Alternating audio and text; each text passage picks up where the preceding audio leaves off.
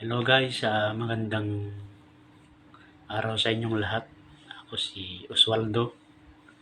Sana suportahan nyo ang aking YouTube channel. Sana i-follow nyo ako.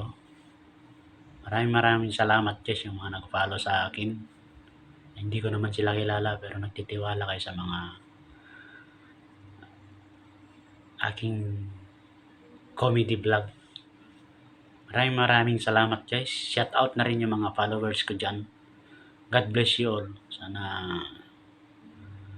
nasa mabuti kayong kalagayan guys.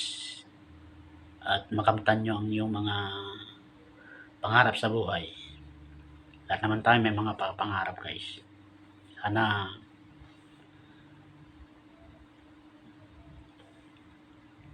ang topic natin ngayon guys ay yung isang OFW. Ako ay isang OFW dito sa Singapore guys. 15 years na ako rito guys. And counting pa guys. Di pa tayo pwedeng umuwi at marami pa tayong mga obligasyon sa pamilya, lalo na sa ating anak, mag-aaral pa. Sana kung gusto nyong mag-abroad, dapat matatag ang inyong kaisipan bago kayo mag-abroad. Kasi ang abroad guys is magandang pakinggan. Pero ito isang sobrang hirap na pagdadaanan mo, lalo na sa malayo ka sa pamilya, tapos hindi mo alam yung mapupuntahan mo na amo. Kaya bibigyan ko kayo ng tip guys kung paano ang style ang abroad. Paano kayo makatagal sa abroad. Unang-una guys, buo ang loob mo na pumunta dito sa abroad. Pangalawa, yung pag-uugali mo dyan sa Pinas, kailangan iwan mo yung ugali mo dyan sa Pinas, kasi dito sa abroad hindi mo alam ang mga patakaran nila dito. Kailangan i-disiplinado ka sa pagpunta mo dito sa abroad guys. Wala nang mga gulo ganyan.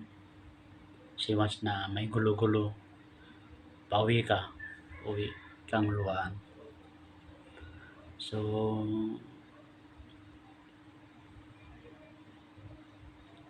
ang mabuting gawin mo guys,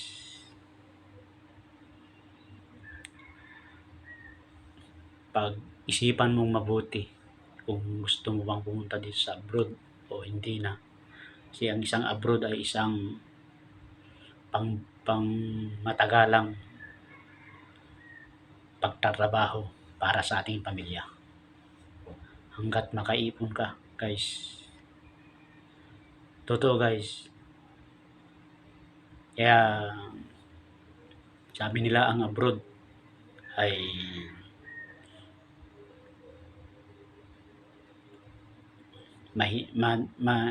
mahirap na madali. Kasi malayo sa pamilya. Tapos mag-isa ka pa. Bawal magkasakit dito guys sa abroad. Baka yung ginagawa niyo yan sa Pinas na ayaw magtrabaho, bukas ka na lang magtrabaho. Dito hindi pwede guys. Araw-araw ka magtrabaho rito. Hindi, akala nyo siguro pinupulot namin ang aming pera. Pero kung may pagkakataon na mag-abroad kayo, kung hindi nyo na talaga kaya, Diyan sa Pinas, wala na talaga. Nagkakakitaan. May kinikita naman pero hindi sapat para sa pamilya. Mag-abroad ka na. Ang pinakamagandang pag-abroadan guys, dito lang sa Asia. Hong Kong, Taiwan, Korea, Japan, and Singapore, Malaysia. Kasi mura lang madali lang makauwi guys. Mura lang ang pamasahe. Gusto mo na umuwi, kauwi ka kahit 2 days lang. 10,000 peso, makakauwi ka na. Sa ibang bansa, malayo. Hindi ka makakauwi-uwi basta-basta dyan, guys.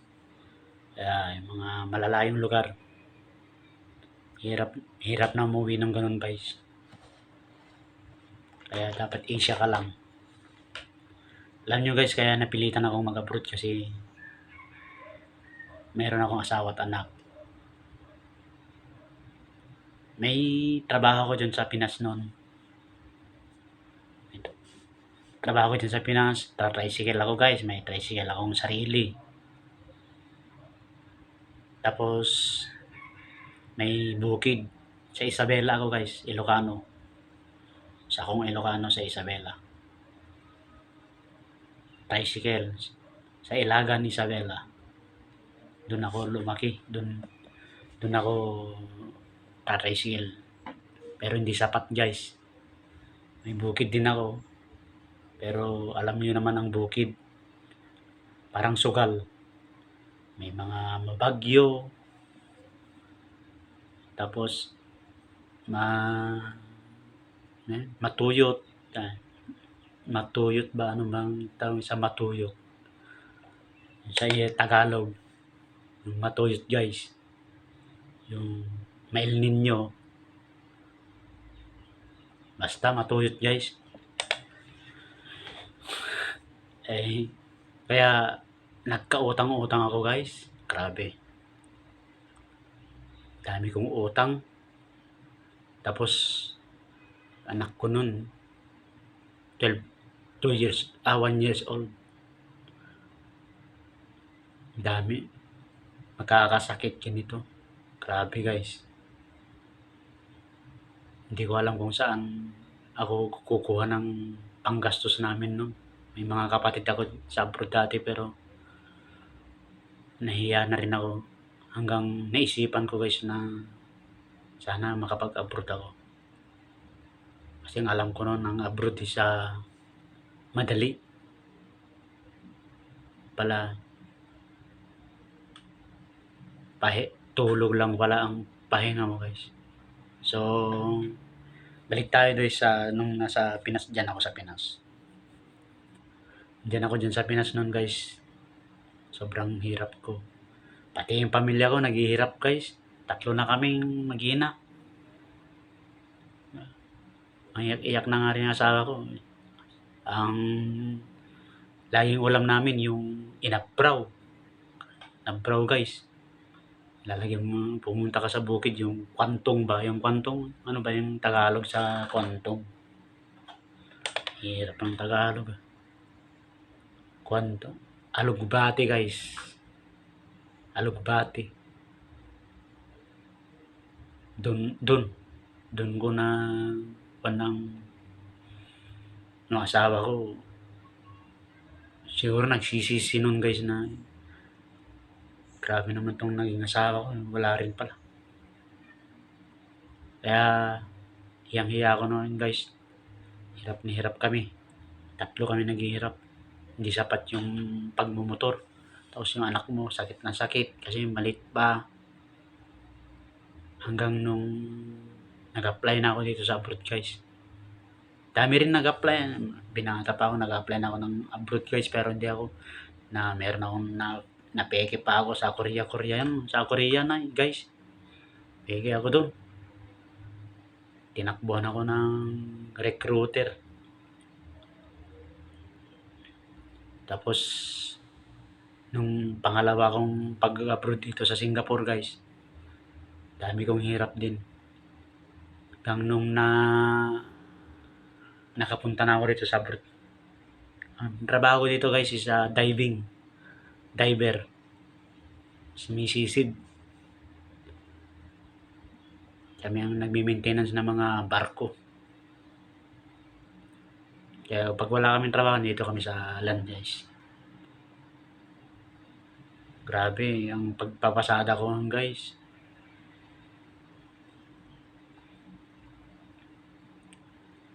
Umakat hapon, gamag-damag.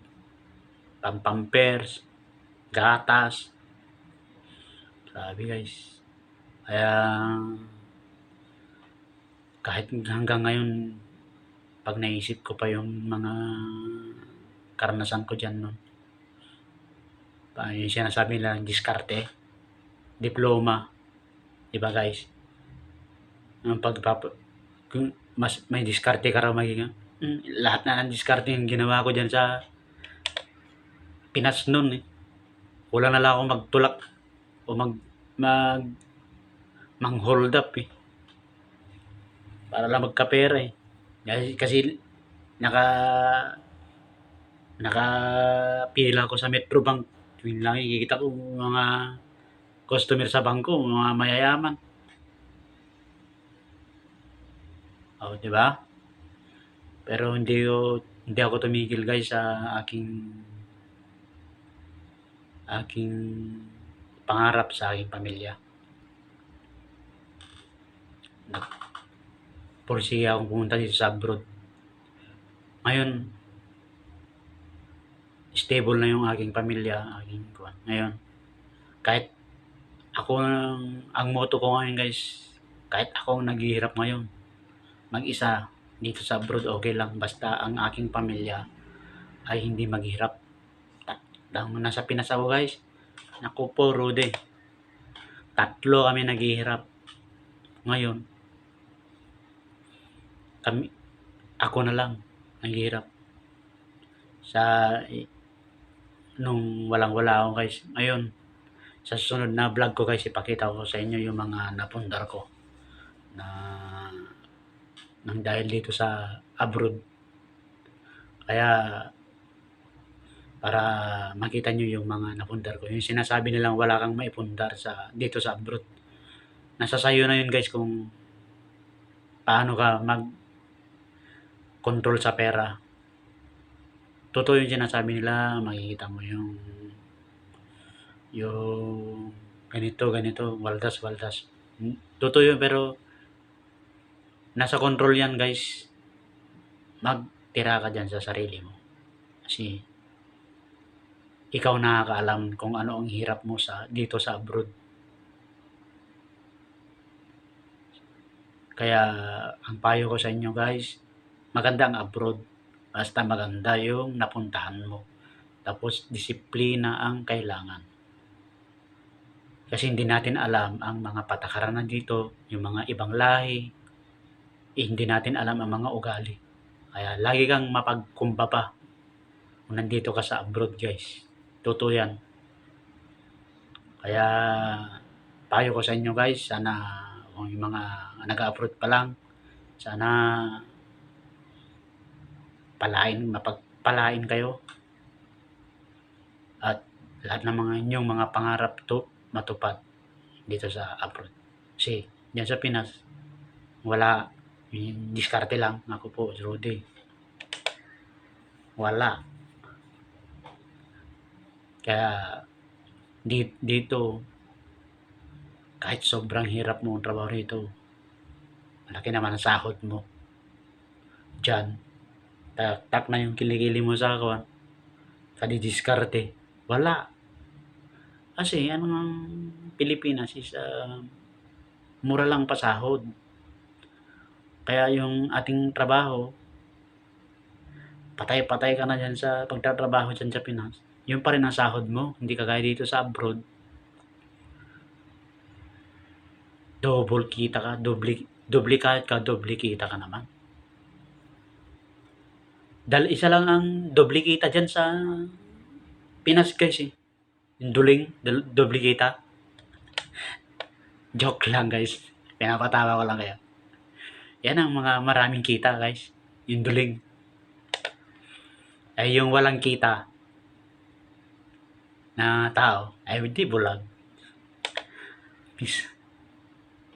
Kaya sana guys, encourage ko kayo, huwag kayong matakot mag-abroad. Kung kailangan nyo mag-abroad, mag-abroad kayo para sa pamilya. Kasi ito lang ang paraan para matupad nyo yung mga pangarap. Alam nyo guys, ngayon yung anak ko nag-aaral na. 15 years old na siya ngayon. 15 years old na ako dito. Mapagtapos ko lang siya sa pag-aaral guys, uwi na rin ako. Mapagtapos ko lang siya sa kanyang pangarap sa buhay. Kasi yan lang naman ang ating sandata. Yung mapagtapos natin sila kasi wala naman tayong may ipapamana sa ating pamilya, sa mga anak, kundi yung pag-aaral. Kaya pag-aaral ko lang siya guys, mapagtapos uwi na ako. Enjoyin ko rin naman ang magiging free dyan sa Pinas. Yun lang naman ang pinapangarap natin guys, yung mapanatili nating okay ang ating pamilya, lalo na ating anak, na hindi matulad sa atin na hindi man lang nakapagtapos sa pag-aaral. Hindi ako nakapagtapos guys sa pag-aaral, lang fourth year high school. Sa sobrang kahirapan, hindi na rin naituloy ang pag-aaral. Engineer na sana ako nun, kaso lang naging engineer guys. Kaya ang takbuhan ko, nag-abroad ako guys. Hindi ko naman sinasabing success ako ngayon, pero at least naiahon ko sa sobrang hirap ang aking pamilya. Okay lang sa akin guys kung ako lang naghirap dito sa abroad, okay lang. Basta hindi maghirap ang aking pamilya. So, ayun guys. Kung nalilito kayo at naguguluhan sa aking mga pinagsasabi,